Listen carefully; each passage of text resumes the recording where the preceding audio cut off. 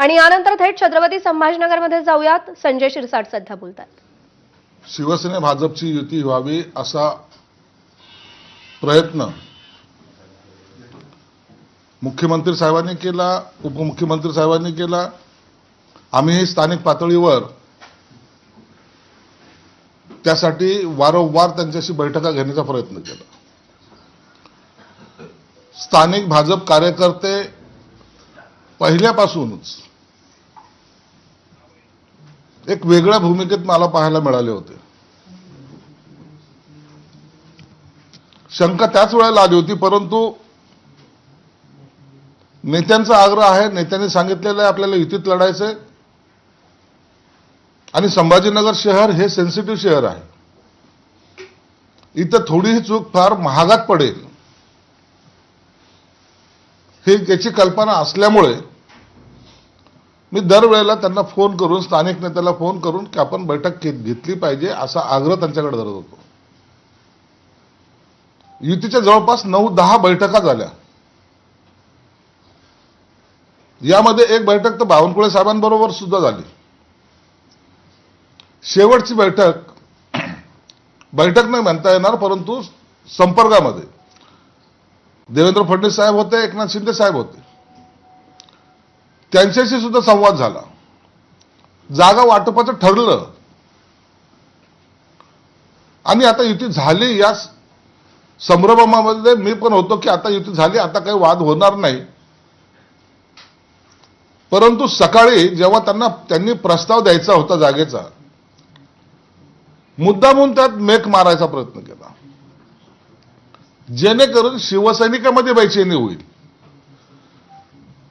शिवसेनेच्या जागा सोडल्या गेल्या असं चित्र तयार होईल. आणि तसा प्रस्ताव त्यांनी माझ्याकडे काल दुपारी 4:30 वाजता आणला होता. आणि जे रात्री ठरलंय त्याच्यामध्ये चेंजेस कशाला?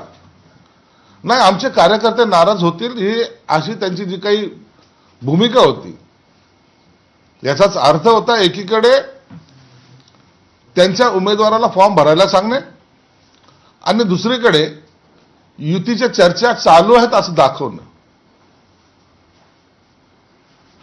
कालचा प्रस्ताव तर त्या हो चुकी झाल्यात असं सांगून सुद्धा आतापर्यंत या घडीला, या क्षणाला सुद्धा त्यांनी कोणताही प्रस्ताव त्या चुकीच्या दुरुस्त्या केल्या नाहीत आणि नवीन जो प्रस्ताव तो दिलाही नाही. म्हणून आम्ही जे काही आग्रही होतो त्या भूमिकेला त्यांनी तडा दिलाय. स्वतःची ताकद आमची वाढली, आम्ही काही करू शकतो हा जो त्यांच्या मनामध्ये जो काही संभ्रम म्हणजे अहंकार आहे, त्या अहंकाराचा अंत आज शिवसेना भाजपची युती तोडण्यामध्ये झालेली आहे. आम्हाला वाईट वाटतं या गोष्टीचं.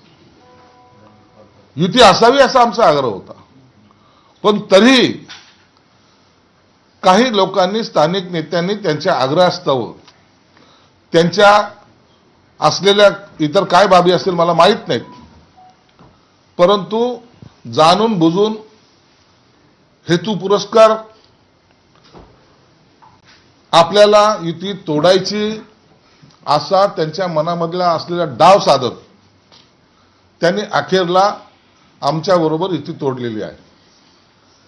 प्रस्ताव तुम्हाला सुधारित आलेलाच नाही, त्यामुळे आता विषयच नाही. बोलचाल बंद आहे ना सगळं? बोलचाल सगळं बंद आहे. कालपासून त्यांचं काय ना फोन आहे, ना ते आलेत, ना ते बोलतात, ना त्यांच्याकडून कोणताही थांबा वाटपा असाही कोणताही संदेश नाही. आणि त्यांनी त्यांच्या कार्यकर्त्याला जाहीरपणे सांगितले की तुम्ही तुमचे फॉर्म भरा. मग आता आमच्याही कार्यकर्त्याला तर आम्ही सुद्धा फॉर्म भरायला सांगितलेत. आता ते फॉर्म भरतील. लवकरच आम्ही त्यांना एबी फॉर्म सुद्धा वितरित करू. परंतु झालं ते चुकीचं आणि भाजपच्या हट्टापायी झालं एवढं मात्र निश्चित आहे. नाही, कुठल्या मुद्द्यावर हे सगळं बिनसलं का केवळ अहंकार? त्यांचा अहंकार, दुसरं काहीच नाही. जेव्हा मुख्यमंत्र्यांनी सांगितल्यानंतर ज्या जागा वाटप